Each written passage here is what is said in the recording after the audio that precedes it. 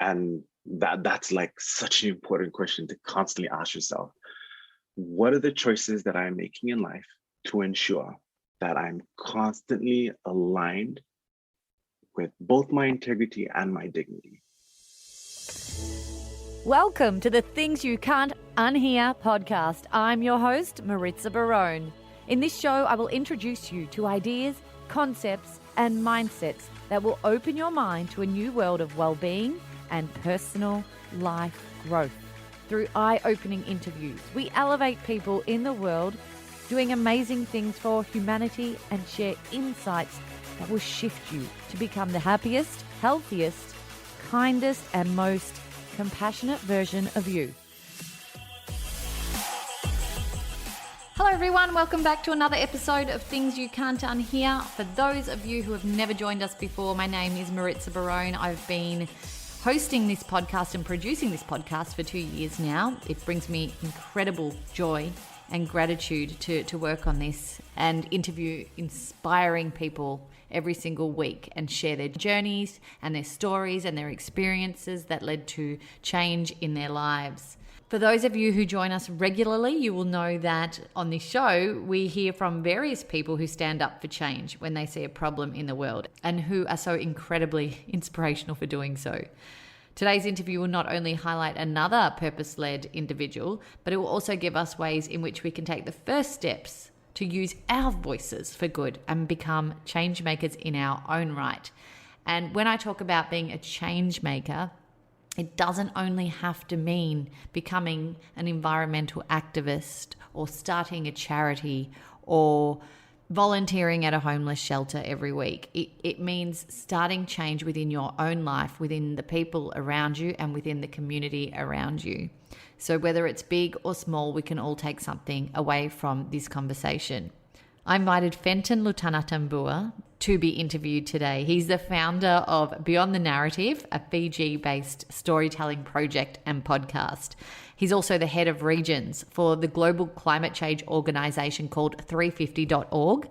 And he's also a writer, a photographer, an entrepreneur, facilitator and trainer, and prominent change maker of our time who is dedicated to the social justice movement. In our chat, we talk about what his life-defining moments were that inspired him to think with an impactful mindset, the storytelling that is so pivotal to his life, the elements it takes to start a movement and become a change leader, and how he lives his life with integrity and truth, his non-negotiables. It's such a beautiful conversation, and I can't wait for you to dig in and enjoy it.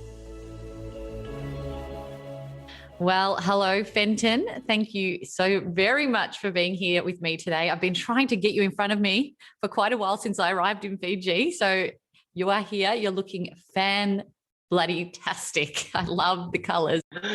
Thank you so much. It's so nice to be here.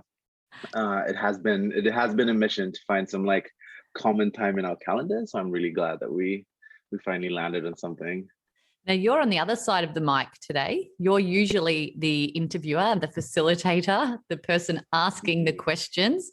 Today, you're on the other side. How does it feel? I'm both extremely excited, right? And also extremely curious as well. I feel like I'm in one of my orientations in life is to try and be as often as possible in a learning stance. Right. Yeah. And a lot of my learning arrives through observation. So the curiosity that I'm holding today is like as an observer of somebody in a conversation. To let people know about who you are, I've given you a bit of an introduction already, but you are dedicated to the social justice movement in all the work that you do. Now, I think about people seeing problems in the world all the time, and we all do every single day. But there's people who actually stand up and do something about it. And you're definitely one of those people. And I feel as though there's got to have been a catalyst for you wanting to share your voice for change. What was that, if you could share it with us, and perhaps go back to what young Fenton was like and lead us into sort of the mindset of you growing up? I think I really arrived at understanding the power of voice through storytelling and through being the recipient of a story. And for me, that really came from, it was many years ago now. I was 10 or 11 years old, and I love telling this story because I really get to summon my grandfather into this space. So I was about 10, 11. My grandfather and I were standing up by the ocean on some rocks, and my pa had like a spear in his hand. He was standing on the side of the rock, sort of just waiting for dinner to swim by. And so to pass the time, my pa, in that moment, he would tell me stories about our old people, right? And that day he told me that we come from a long line of boat builders and fishermen, and that the ocean that we were in front of was something that was so integral to who we were as a family, to who we were as Fijians, to who we were as Pacific Islanders, and that it would always be kind to us. And that exact story was what put food on and nourished my family for generations. As I sort of came back to the main island, Vitilevu, and went to school at Beuta Primary, I started trying to be more conscious of the different ways stories existed and the different ways they were told. And really the power in like understanding, even as a 10-year-old, 11-year-old, even as a young person, the power in truth and expressing truth in response to and in service of something. And so for me, I think that for me was like one of those turning points where it was just like, yes, this makes a lot of sense. And then it sort of just like led me down this path, this trajectory. One teacher that I had, she was a Peace Corps volunteer, really taught me to argue a valid opinion that was based on some research, right? So it was this whole thing around like Coca-Cola was being sold at our tuck shop. And I was like, right, Miss Sherry, isn't Coca-Cola like a big, multinational corporation that is really bad? Or, it was something like really wild like that. And she was just like, why don't you do the research and tell me what you think? And so she really helped me in that sense of just being like, hey, you have an opinion. How do you do some research around that and really develop something out of that? So that was that sort of like in that academic space, what that looked like. But I've been more nourished outside of the academic spaces when it comes to storytelling and the empowerment that comes through that. And it's just I think the privilege of being a Pacific Islander, right, is we're constantly surrounded by stories, right? A lot of the ways wisdom is passed down is through different like nursery rhymes. It's through different like, children's stories. It's definitely a lost art that Fiji does so well within its culture. It's so beautiful to see that storytelling still so strong within the community. And, as an Australian, we've definitely lost that a lot. And I feel like many of us are itching to just pull it back in some way. Our world truly is defined by the stories that we tell. And we create stories to help ourselves and those around us understand the world that we live in. Like I said earlier, you've always been a person who sees a problem and does something to find a solution. I want to know what you do now, day to day in your career, your work at 350.org, and obviously all of your other projects and platforms. I've been in the environmental space for since I was maybe 16. So a number of years, let's just say that. And I first arrived at environmental work via Greenpeace.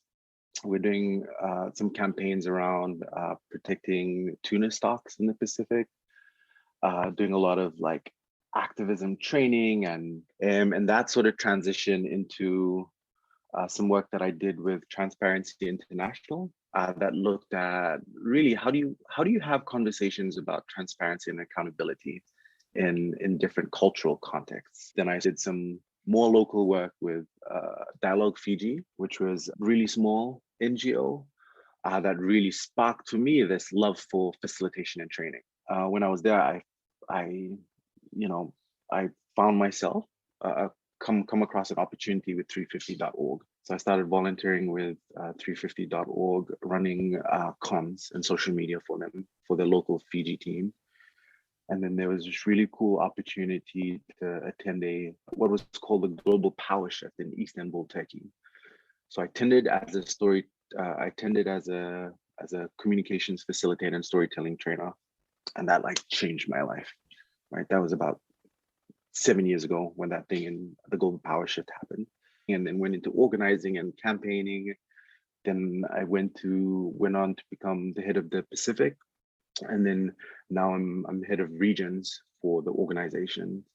So Amazing. Beyond just the Pacific, look after Africa, Asia, Europe, Latin America, North America, and so it's a lot of really great work working with a lot of really talented people, some of the most incredible, inspirational people that I've ever met.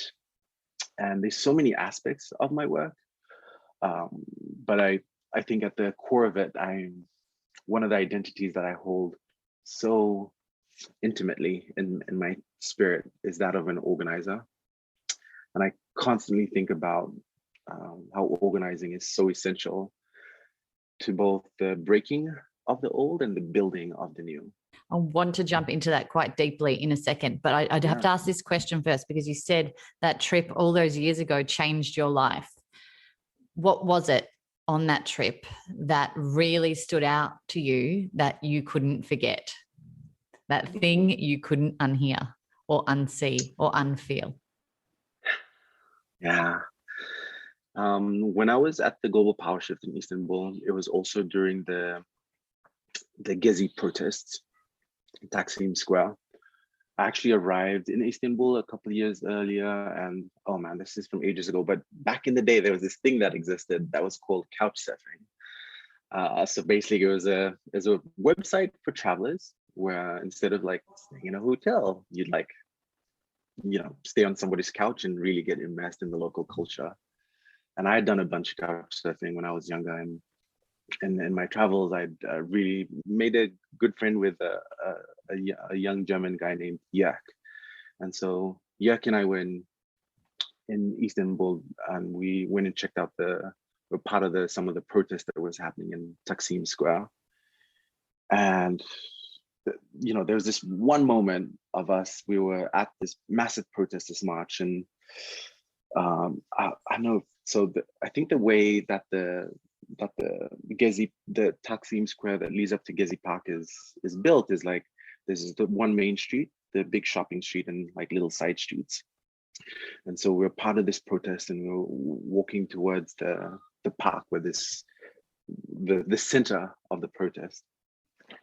And as we were walking, we started being surrounded by all these people that were trying to shut the protest down.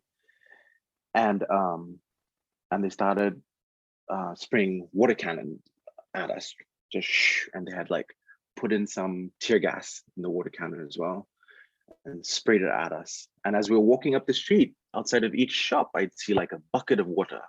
I was like, that's strange. Is this like a thing? People just like leave buckets of water outside? And then after we were blasted with the spray, with the water cannons, then I realized that it was places where you could go and like wash your face to wash all the tear gas out. And so we ran down, and then we like hid in a downstairs sort of cafe, Yak and myself. And when we were standing there, a group next to us were talking about how they were organizing a few things using Twitter. Twitter was very brand new at the time. And I just remember being so blown away about this idea of using social media to organize people. And so I was just like, and that really like planted a seed in me. And so coming back home, that for me was one of my big things, is just like this whole world opened up on how to organize people safely, how to organize people to ensure that they had what they needed using like social media. And back then in the Pacific, there was like Bebo, I think there was like High Five. There's all of these silly like earlier versions of social media that existed, but never was it used as an organizing platform, right? Right. Yeah. So, I mean, yeah, So you're that was it right. for me. This work doesn't happen overnight. There's so much that goes into starting a movement or creating change.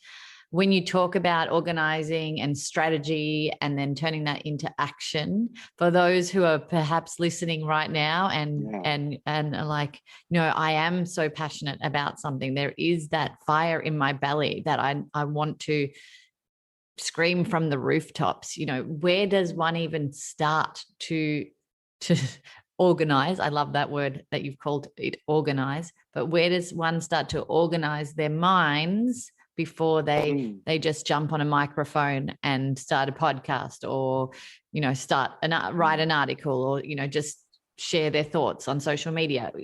How integral is the organization part of it before you start actually talking?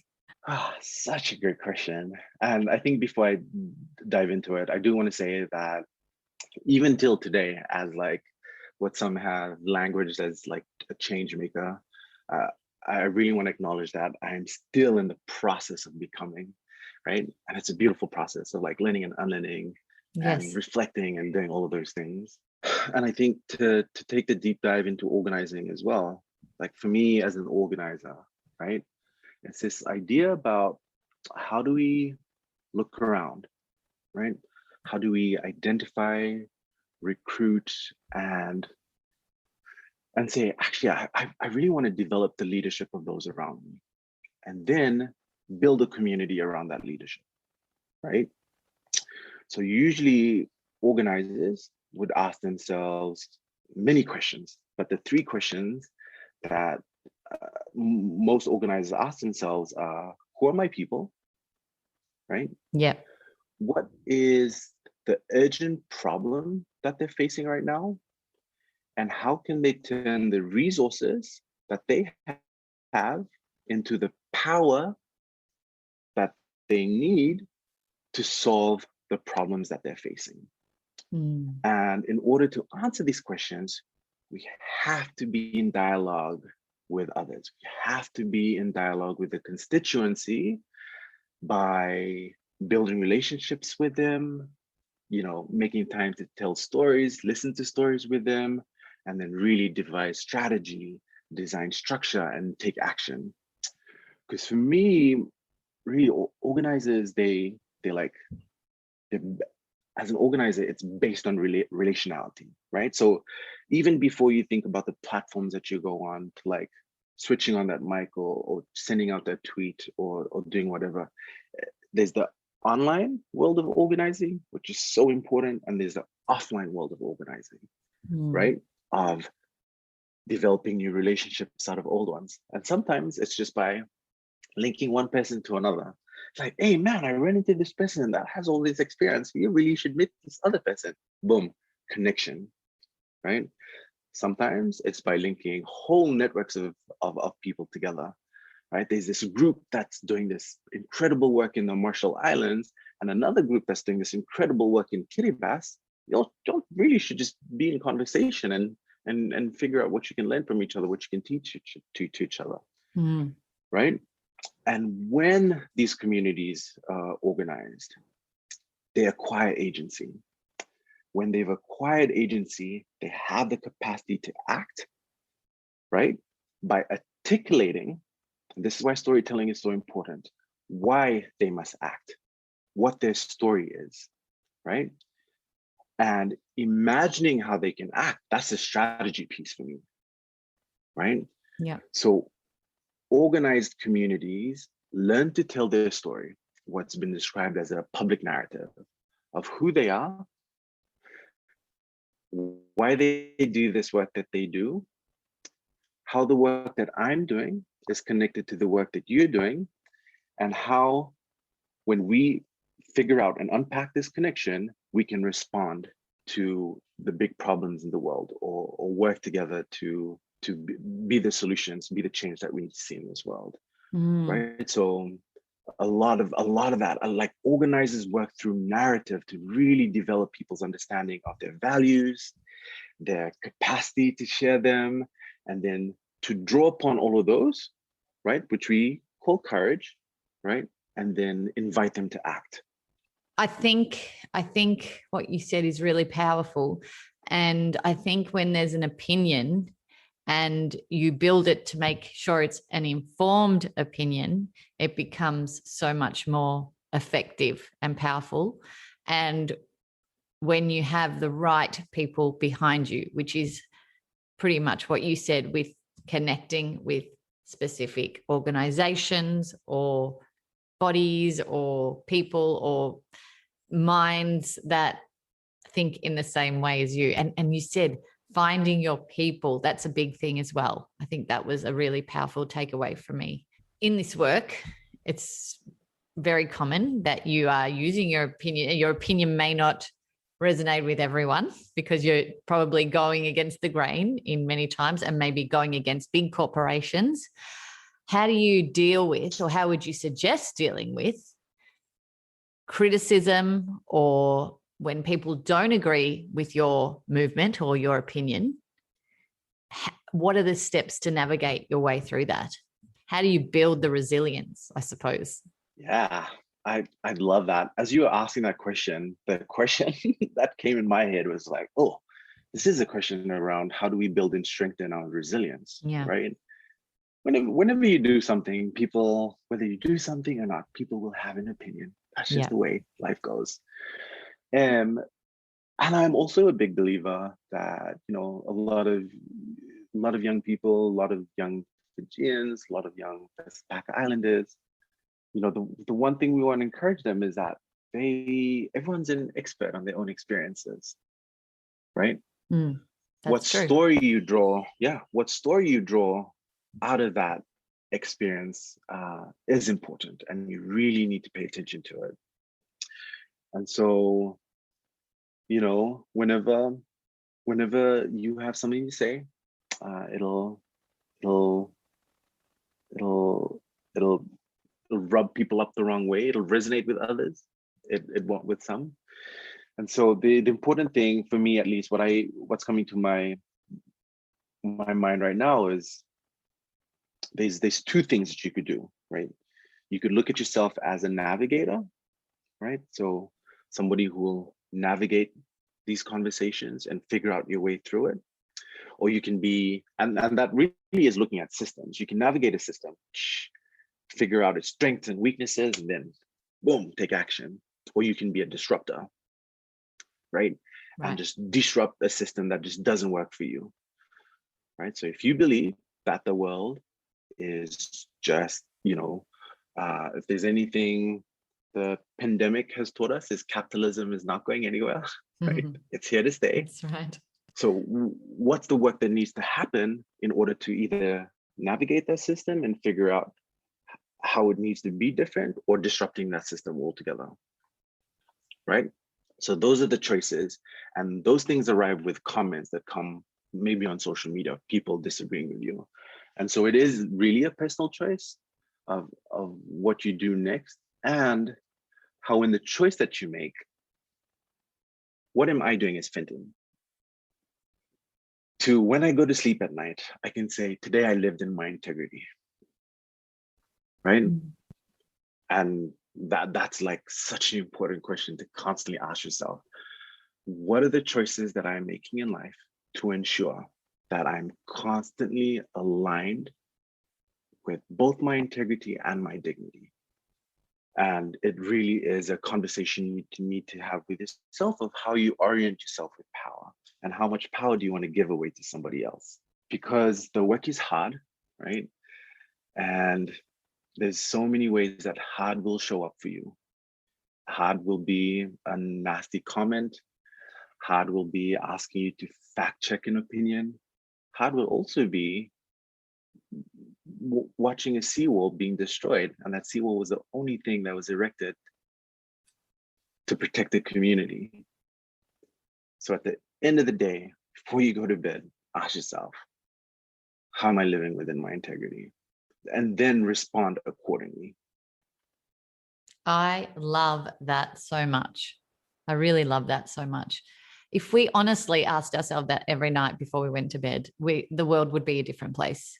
Yeah, it's very powerful. Write that down, everyone.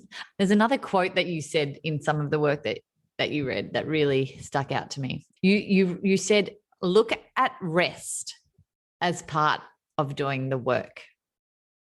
And what you've just said there about asking yourself that question before you sleep. Tell me about that quote. Tell me what that means to you. Tell me what you think we need to be doing more of as a collective. Yeah. Rest really needs to be part of the resistance of the revolution, right? Growing up, we are taught to just go, go, go, go. Once, like we're fed this the soon as lie. I've heard it language that way before. Yes. As soon as you get that degree, you'll get that job. As soon as you get that job, you'll make that amount of money. As soon as you make that amount of money, you'll be happy, right? So we're constantly told this thing that the pathway to happiness and joy is linear, right? But that's not how life works, right?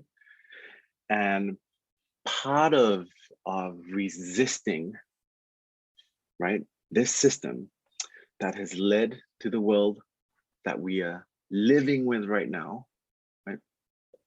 Part of that needs to recognize that actually resting and pausing and resisting the urge to keep going is part of the work, right? Because it is in these moments of rest where you can really just do the pausing and reflecting that's needed, right? To take the time to recalibrate, to take the time to reimagine. There's so many moments, right? When you're struggling to learn a thing, you've like seen you've been exposed to this new concept, and you're like trying to really trying to figure out how to contextualize this, how this fits in my reality. And if your brain is constantly thinking, you'll just like hit those walls. And for me, it's sometimes the ideas that finally make sense to me come when I'm like watching a rerun of a Brooklyn Nine-Nine episode. You know, I'm just like, it's been such a tough day. I just really want to turn my brain off and watch something really nice. And in the act of giving yourself permission to switch your brain off, your brain can actually do the work that it needs to process, right? So rest is beyond just taking a nap and beyond just like going to sleep at night and trying to get the amount of hours. Rest is really just giving your mind, your brain, let your body do the work that it needs to do, right? And that looks like many things for many different people. It can be binge watching a Netflix show. It can be journaling. It can be going for a run. It can be boxing. It can be yoga. But really figuring out, what are my somatics? Like, what are my practices that I need to bring into my life to be in my body in a different way in order for me to be open to downloads that are out there in the world, right? And consciously doing that, like you said. Absolutely. What are my things that make me rest? So a lot of us may sit in front of the TV, watch Netflix, but not actually be conscious that is that rest time in order to, you know, download new information and turn everything else off. Because half the time people are watching Netflix, plus they're on their phone and they're having a conversation, and there's just so much going on that's not rest, right? I think that overconsumption, right? Exactly. And that's why the rest is so much part of the work. It's really stuck out to me. Look at rest as part of doing the work. That's another one everyone can write down that will, play in my mind for quite some time. Are there any other amazing words that you live by that have been powerful for you, that perhaps you thought of yourself or someone has said to you that have really stuck in your mind over time? Yeah. I want to offer up two, and they're both from like stories I had as a child, right? That's from the Bible, and it's stories that I heard like, as a child, you just sort of like hear a Bible story and like, cool, and then as an adult, you sort of revisit and you're just like, oh, yeah, wait, There's so many meanings around this. Like I can draw so many things because I've like lived a life. And one of them is the story of Moses. It was a simple question that he was asked there. That was, what is in your hands? Right. And I think about this so many times because I think your gifts will align with what you're called to do.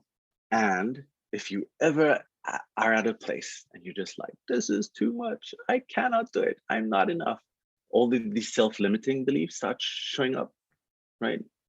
So ask yourself, what are in your hands? You have been gifted with a life to live, and every experience that you've had, every book that you've read, every piece of everything that you've consumed, everything that you've been nourished by has led you to where you are today, right?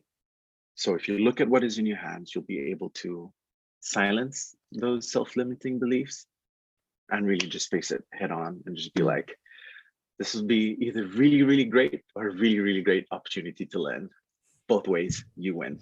Right? Exactly. It's such a good way to look at things.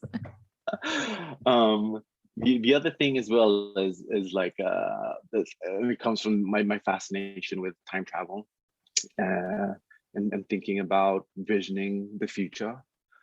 Again, is this story about also from the Bible with Noah's Ark, with COVID, the health crisis, the climate crisis, with in those moments where you're just like, is this it? Is this the end of the world? Is this the zombie apocalypse? Right? What are you putting into the vessel of the future? What are you and your family, what are you preserving to put into the vessel of the future, and what are you living behind? That's something important to think about, because this ties into, if you have been privileged to wear your feet well, right, and walk through this world right now. You could have been born in the 1920s and 1870s, but you're born in this moment, in this time. What is the legacy that you're going to leave behind for your children and their children? Being intentional about that has really helped me shape the way I think about a lot of things, right? So yeah, so those are the two things. And what stories are people going to tell about you when you're gone is the other element of that. I think it's really exactly something to think about. Do you, I mean, we talk about purpose a lot on this podcast, and we've touched on it a little bit just now with finding our own pathways to inspiration. Do you feel like you're definitely on your purpose path in life with the work that you're doing? I want to actually, let me say that again with my whole chest. Heck yeah. I really do believe that. I feel like there's been moments where I've looked down into my palms and really asked myself what is in my hands, and made choices based off of that. I think we're called to do many different things, right? And the danger, a lot of people find themselves in the sort of pitfall of just like, not everyone's called to do change work. For me, and this is a great quote that goes, I do not want to be part of a revolution that doesn't dance. Right? And so this idea of like change making can look like so many different things. When I think change maker, I think about my mom and all the sacrifices that my mom made in order for me to be where I'm at, right? When I think change maker, I think of my boom boom, my grandmother, and all of the things that she's done to make things possible. And so this idea of just like am I doing what I'm called to do will look different from many different people. And you just got to show up to it, man. Just if you're given a thing, boom, run with it and be proud. Like everyone has a role to play, and I think that's so beautiful. And you're so right. So I do want to say yes. Yeah, I mean, you're so right. Not everyone needs to be fighting the climate crisis or the health crisis or the other crisis that's going to be showing up, whatever it is. Not everyone needs to be doing that. And it's purpose isn't about that. It's about what's inside And I suppose I heard someone say once that was quite powerful: when your passion meets your pain, that's where your purpose is found. And it really stuck in my head to think about that, because a lot of people that I know, and a lot of these listeners that reach out to me who are listening to this show, they are still on their pathway to find their purpose. And that's the advice that I give them. I think that's a really great way to look at finding that and navigating that. 10,000,000%. Yeah. Yeah, 100%. Yeah, that was so beautifully articulated. I cannot add anything else to it. Beautiful. I mean, I want to know you at a bit of a deeper level. So what really lights you up, Fenton? What are your biggest life values that you'll pass on to your children, perhaps, or your next generation? And what are the non-negotiables in the way that you conduct your life? I'm a big lover of truth telling, right? One of the things I've tried to bring into my practice more consciously as I've grown up is like, whenever I catch myself in a lie, I note it mentally and I correct myself in the moment. I do not want to make time for lying in whatever shape and form that looks like, right? So one big value for me is truth. And I also believe in like a nuance and complexity and this and that, right? You can't just be one thing forever and ever and ever. Like, you're changing, you're evolving. So I really love this dance between all your full truths, your full self, right? And so really encouraging people, how do you as a human that's moving through this world with so many other beautiful humans, make space for others to be the most honest, authentic selves? What does that look like for you, right? How do you hold kindness and rigor closely together? What really brings me so much joy and really lights up my life is training and facilitation. I love working with young people. I absolutely love supporting young Pacific Islanders just see their full potential. Like, oh my goodness, that for me is just like, yes. Right? Look at your eyes light up. And it is come from, and this is what you said earlier, right? Not all of us are like, you have to be climate activists, I have to do this, I have to do that. We also need the healers, we need the dancers, everybody wants a revolution, but nobody wants to do the dishes, right? Is another thing that I heard. So we need all of that in the breaking of a system, of an old world that doesn't work, and in the building of something new. We need that. So really supporting people to like, boom, lean into that requires a lot of this idea of like attention.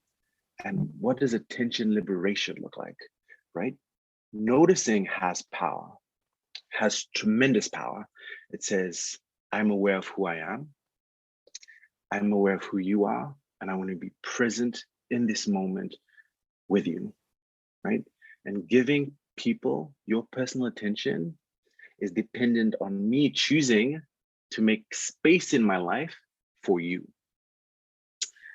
And that shows up in trainings for me, right? Whenever I work with people, coach young people, to like, boom, like, yes, this is all of who I am. And I'm going to stand so boldly and so powerfully in my authentic self. Requires a lot of nurturing and noticing.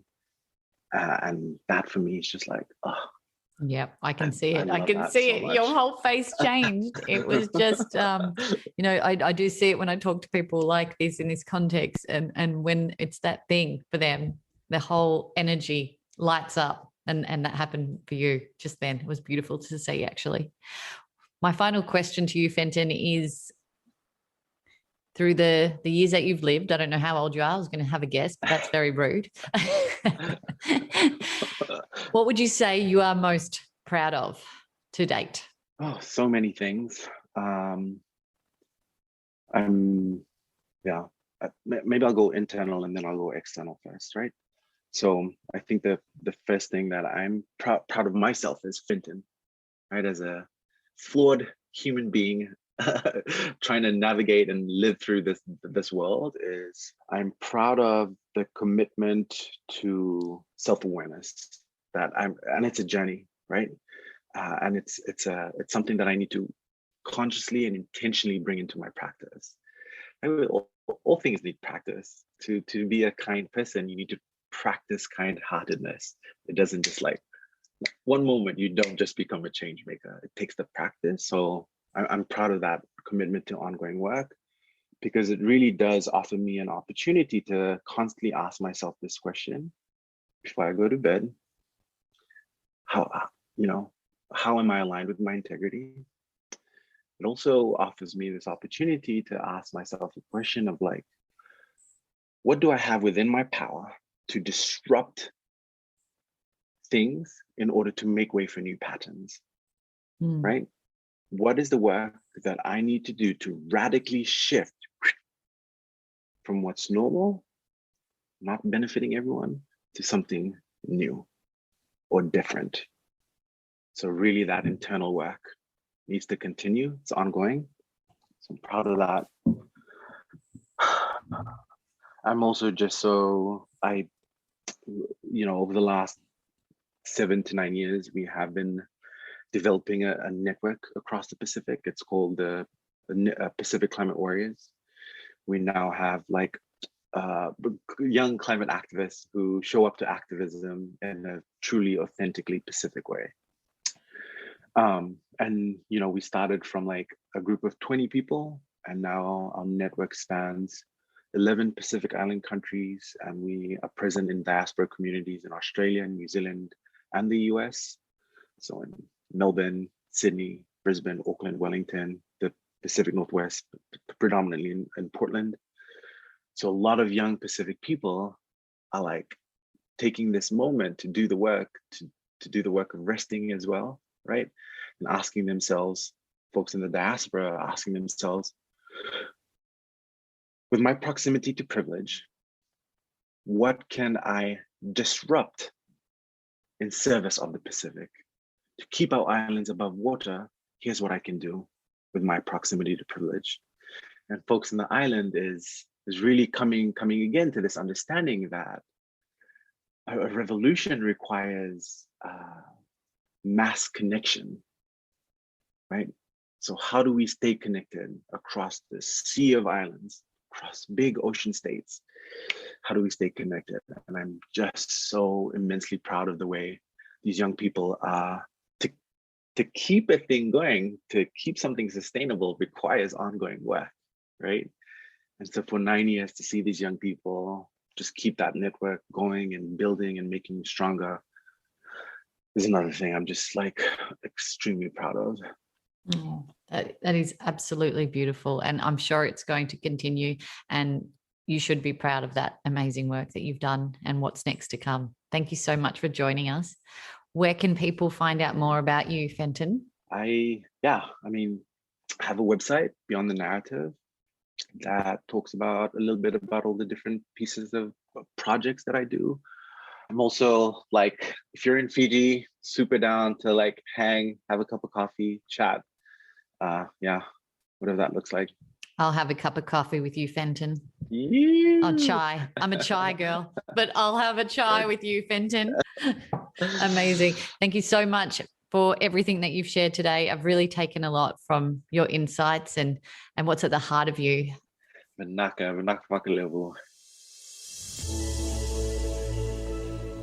Thank you for listening to the Things You Can't Unhear podcast. I'd love to keep the conversation going. Let us know what you thought of this episode, and if something profound came up for you that you want to share, let's talk about it. You can find me on Instagram at Things You Can't Unhear, or on my personal page at Maritza_Barone. And if someone you know will benefit from something that was said in this show, make sure you share it with them too. If you haven't already, hit the subscribe button and keep up to date with what's next. And if you can spare a few seconds, please rate and review the show on iTunes, just so other people can find us more easily and quickly. And as always, my friends, be happy, be healthy, be conscious, and be kind.